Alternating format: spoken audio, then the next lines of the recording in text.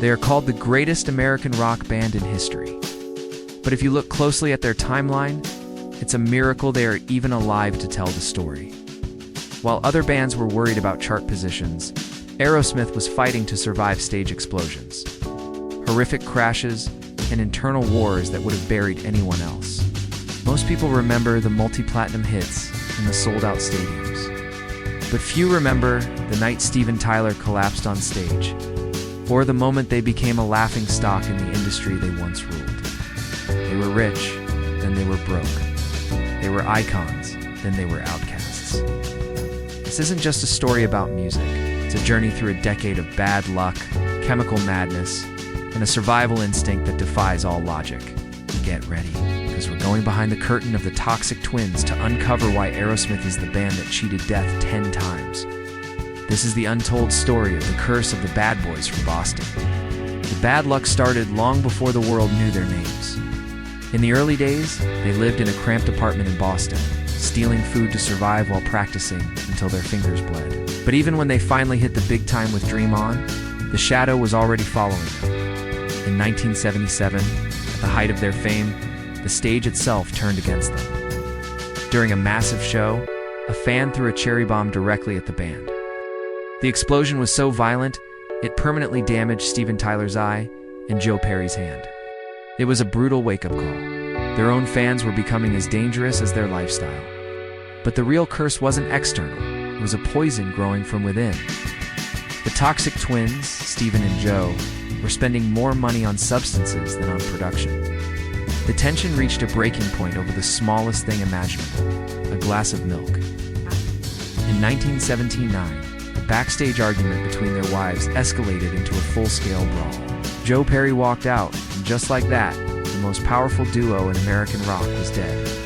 The decade ended with Aerosmith in pieces, and for the world, the party was over. By 1980, the silence was deafening. With Joe Perry gone, the band tried to soldier on, but it was like trying to fly a plane with one wing. They hired replacement guitarists, but the magic was missing, and the bad luck was only getting started. That same year, the curse struck again with brutal force. Steven Tyler was riding his motorcycle in New Hampshire when he suffered a horrific crash. His heel was nearly torn off and he spent months in a hospital bed. For a frontman whose entire career was based on his acrobatic movement, it was a death sentence. But the physical pain was nothing compared to the mental collapse. During his recovery, Tyler's addiction reached a point of no return. The band released an album titled Rock in a Hard Place, but the title was an understatement. They were playing to half-empty clubs instead of stadiums. At one infamous show in Illinois, Steven Tyler actually collapsed on stage and fell unconscious after only 20 minutes. The audience didn't cheer. They walked out in silence. Aerosmith had become a tragic circus act. By 1984, they were financially and creatively bankrupt. They attempted a Back in the Saddle reunion tour, but the internal hatred was still there. They were fighting on stage, forgetting their own lyrics, and living in a constant state of paranoia. At this point, the music industry had officially turned its back on them. They were considered uninsurable and unreliable. Every major record label saw them as a liability. They were ghosts of the 70s, wandering into a neon-colored decade that didn't want them. But just when the ground was about to swallow them whole, an unexpected phone call from a completely different world arrived. A call that would either destroy their credibility forever or give them a second life that no one saw coming. In 1986, Aerosmith was a band without a future. But in a small studio in New York, a young producer named Rick Rubin had a crazy idea. He wanted to blend the hard rock of Walk This Way with the rising sound of hip-hop, called Joe Perry and Steven Tyler to collaborate with a group called Run-D.M.C. Joe Perry was skeptical. He didn't understand why they wanted to scratch over his guitar riff. Steven Tyler wasn't even sure who these kids from Queens were, but they were desperate, took the risk. And the music video, showing the physical wall between rock and rap being smashed down, became the most important moment in 80s television. Overnight, a new generation of teenagers who had never heard of the Toxic Twins were buying Aerosmith records. But a hit song wasn't enough to fix a decade of damage. The band was still a mess behind the scenes. Their new manager, Tim Collins, gave them an ultimatum. Get clean, or I'm out. He knew that if they didn't stop, the next tour wouldn't end in a stadium. it would end in a morgue. In a move that was unheard of in rock history, the entire band agreed to go to rehab together. It was a brutal process. They had to learn how to be a band again without the chemical fog that had defined them for 15 years. They made a pact.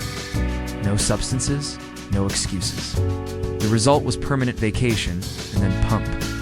Suddenly, Aerosmith wasn't just back.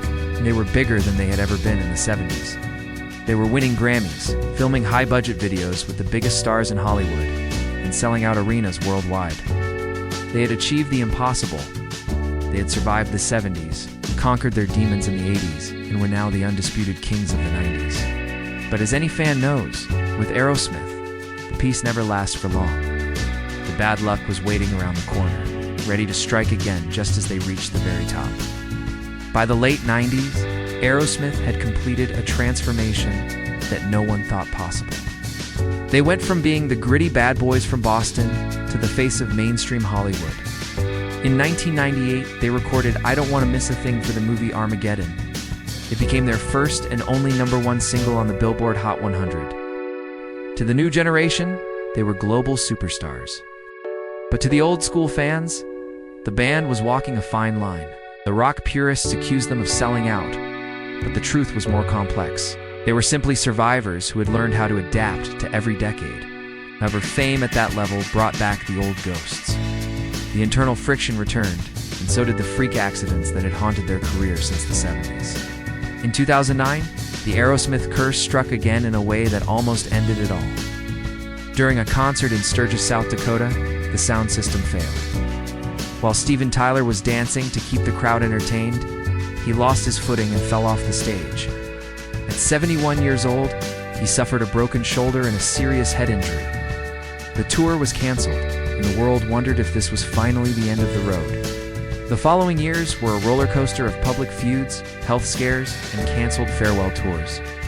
Steven Tyler's vocal cords began to give out, a result of decades of those legendary high-pitched screams. In 2024, they were forced to announce their official retirement from the road.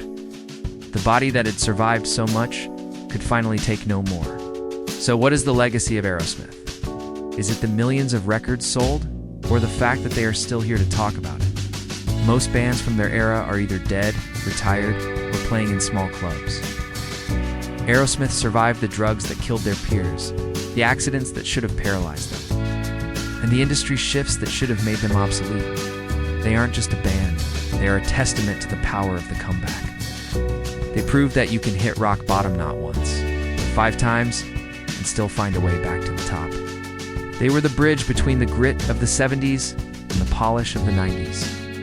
Today, as the lights go down on their touring career, we remember them not for their falls, but for how many times they got back up. They were messy, they were loud, and they were cursed. But above all, they were Aerosmith. What is your favorite Aerosmith memory? Was it their raw energy in the 70s, or their massive comeback in the 90s? Let's celebrate the bad boys from Boston in the comments below.